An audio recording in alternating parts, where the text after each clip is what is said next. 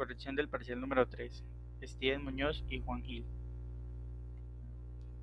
El circuito de la figura 1 se opera a una frecuencia de 50 kHz y con un ciclo de trabajo del 5%, despreciando las pérdidas de conmutación del transistor.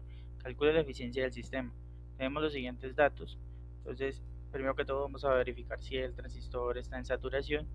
Entonces, recordemos que BDS debe ser mayor al BGS menos el BTH o el BT en este caso. Entonces, BDS pues sería 48 menos B sub 0 y BGS sería 15 menos B sub 0, pues B sub 0 con B sub 0 se me cancelarían y solo me quedaría BD, que son 48, debe ser mayor al BG, que son 15 menos el 2, pues eso me daría 48 mayor que 13 y cumple, ¿sí?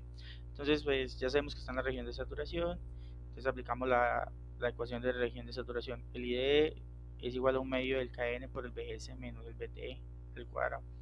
Tenemos los datos, reemplazamos, pues sabemos que es el voltaje del surtidor, es el voltaje de salida. La siguiente ecuación, porque nada más tenemos una ecuación, entonces para otra ecuación sería voltaje de salida por la resistencia es igual, voltaje de salida sobre la resistencia debe ser igual a la corriente, porque pues cuando el transistor se cortocircuita, pues va a circular la misma corriente que circula por él.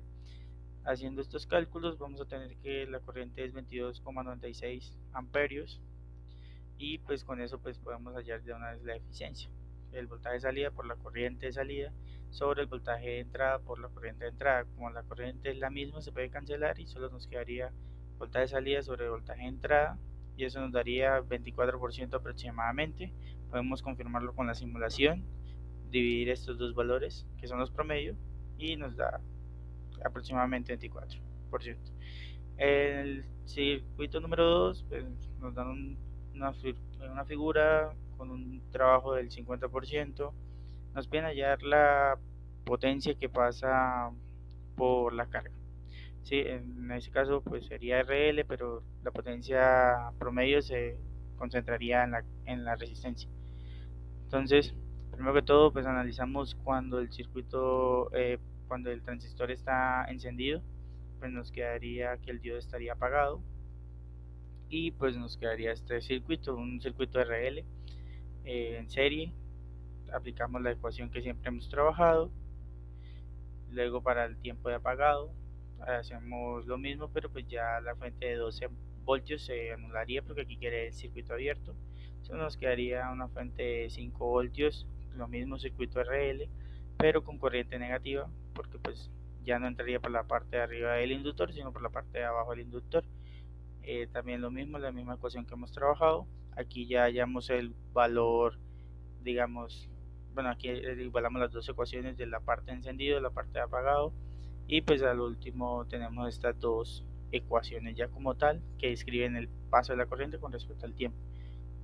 Hacemos el cálculo de la potencia promedio de la primera ecuación, nos da 3.415 y también la potencia promedio de la segunda ecuación y nos da esta potencia. Entonces la suma de las dos potencias promedio me daría la potencia promedio total, 6.649.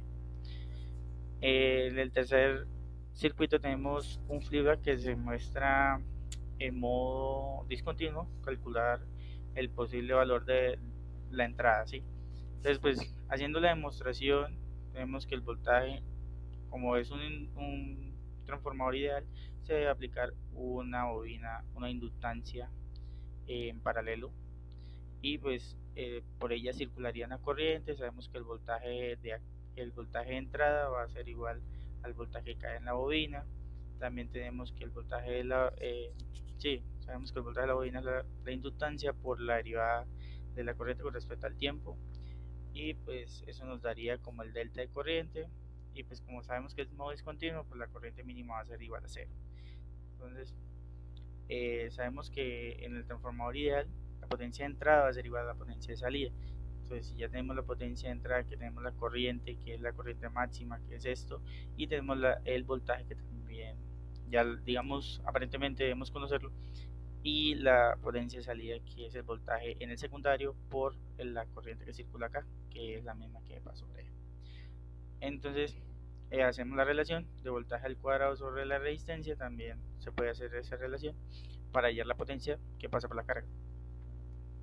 El área bajo la curva del triángulo de la corriente, porque pues vamos a tener un triángulo que sube hasta el tiempo de encendido, luego ya ahí se apaga y entonces nos quedaría como una pendiente, y podríamos igualar eso como medio del tiempo de encendido por la pendiente de esa corriente, que sería esto, sobre el periodo. Entonces, haciéndolo de esa forma, podríamos obtenerlo con relación al tiempo de encendido. O sea, que la salida nos daría como raíz de, bueno, ya como tal, la salida nos daría el voltaje de encendido por el tiempo de encendido, eh, raíz de la resistencia sobre dos veces la inductancia por el periodo. Pero pues nosotros siempre normalmente trabajamos es con el ciclo de trabajo, entonces la podríamos también expresar como el voltaje en DC por el ciclo de trabajo, por la raíz del periodo, por resistencia sobre dos veces la inductancia, haciendo el despeje, pues y como ya nos decían que la salida promedio era de 15, también nos decía que la potencia que pasaba por la carga es de 15, entonces ya podemos conocer RL y simplemente despejar, y tenemos que el voltaje en DC es de 122.474. Haciendo la simulación, eh, reemplazando ya una vez el voltaje en DC, pues nos da que el voltaje de salida es de 15.310, y la potencia promedio nos da de 31.256. Muchas gracias.